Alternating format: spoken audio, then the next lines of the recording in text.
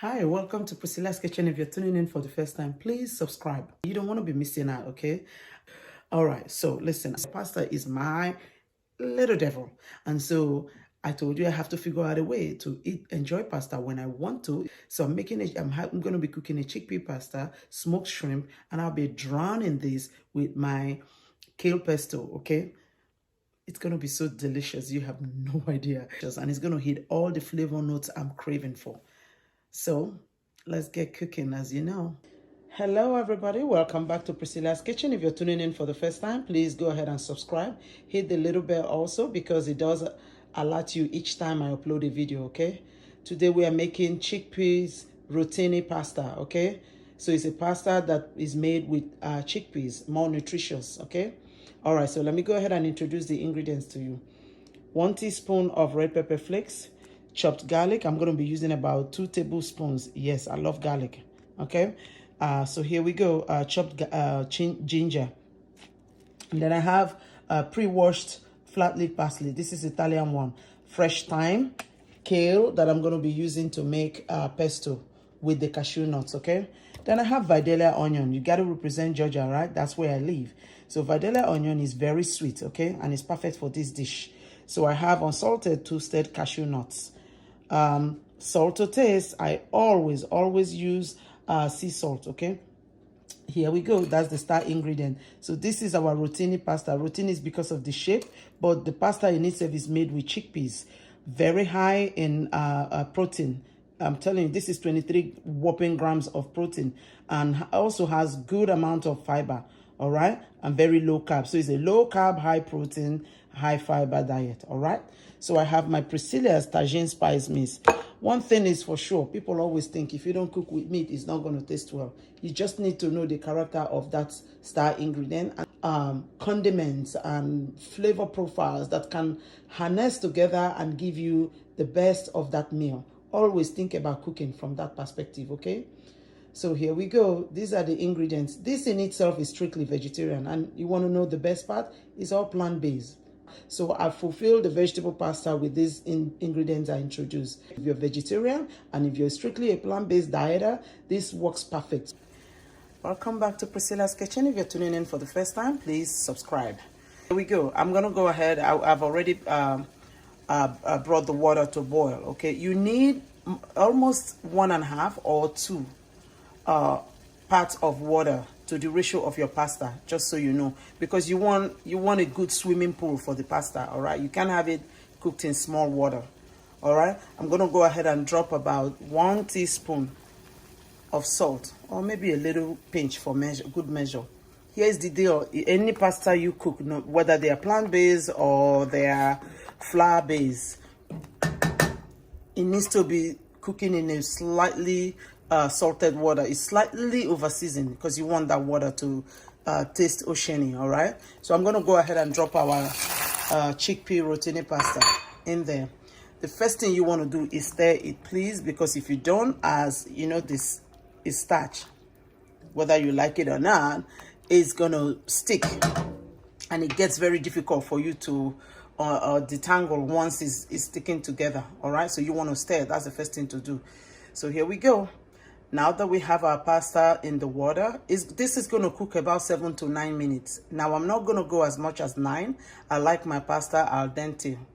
All right, so I'm going to cook it to 7 minutes, and then I will shut off that heat. And then I'm going to drain it because I don't want excess starch.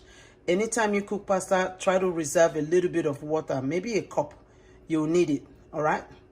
So see you soon. All right, welcome back. So we have our pasta working. It's going to take about 7 to 9 minutes. So while we're waiting for that, let's just go ahead and knock out our pesto, okay? Remember, we're going to be drowning this chickpea pasta and our kale pesto. If you don't have kale, listen, if you're in Nigeria, use ugu, raw ugu, you know, just simply plug it out from the stems, right? Destem the whole thing, chop it up. If you don't have a food processor, don't even worry about it. Go ahead and mince it very well, meaning that you got to chop it down to a tiny bites, right? Not too much.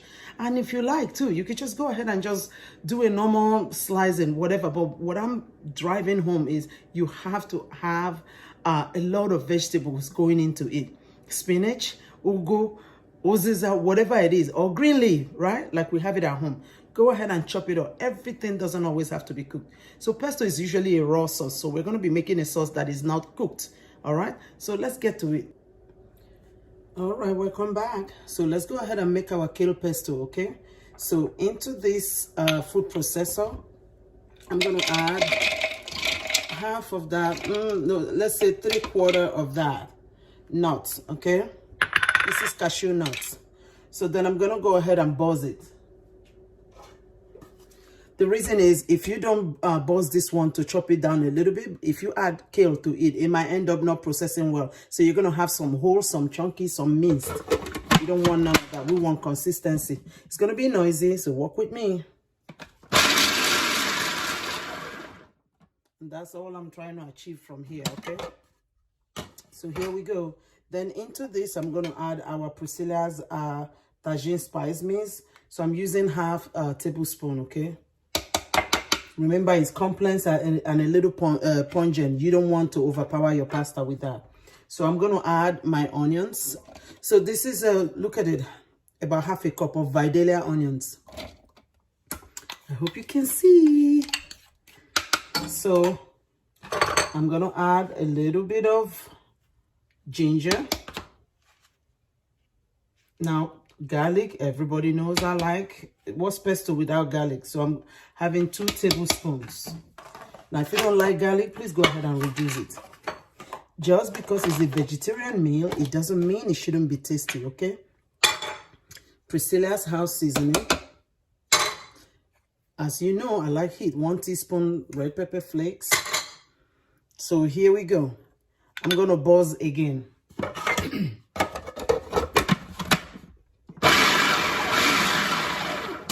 That's just to bring it together. Look how amazing that is. So then I'm going to go ahead and add my kale now. I haven't added oil because I'm going to be using that and a little bit of pasta water to loosen this up, okay? Now, if you want yours chunky, just go ahead and I would have taken out this, you know, the chopped nuts underneath and the other seasonings. I would have taken them out, and then I will buzz just this. But I really don't care. At this point, I want as many kale as I can get in here. So now, this is when you're going to need liquid, because liquid is the only thing that will bring it out, right? I'm going to add about 1.5 tablespoons of our carrot oil. And then remember when I said when you cook pasta, you need the water. Because there's no point now. There's no point pouring cold water here when you already have a seasoned pasta water, right?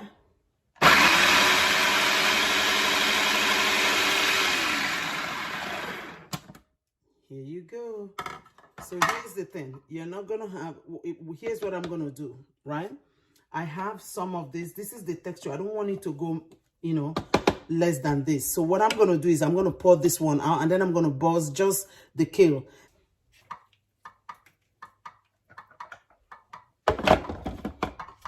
So here we go.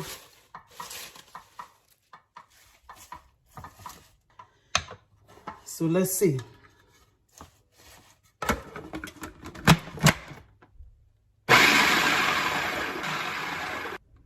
All right, welcome back. So here we go. Look how much I processed our pesto, right? So I drained the pasta. So I didn't rinse it because I'm going to be serving it warm.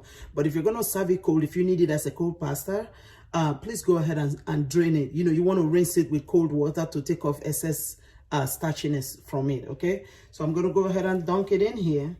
This is going to be so saucy. So let's get this out of our way. I hope you can see. And then here go. Now I'm going to adorn it. As you know, there's a reason why I didn't add my parsley yet and my fresh thyme. I like to reinforce flavors, okay? I didn't add them because I want this lemony. Thyme is lemony, right? In flavor. I want it to hit a cut there. All right? And then I'm going to take some parsley here. I'm going to mince it. So maybe finishing notes, okay? Boom. So I'm going to use some as garnish. I love to cook. I love to cook. All difference, right? You always want to, you know, reinforce whatever you put into your pasta. You want it to be visibly seen. All right, so let's go ahead and mix. I can actually toss it this. Oh, look how glorious this is. You see that? Oh yeah, yeah. I hope they see it. Listen, you gotta cook with me, okay? Listen, look. If anybody tells you you're not getting your vegetables from this, tell them they don't know what they're talking about. Look at that. Now you know how I cook. You gotta check for taste, right? Oh my God.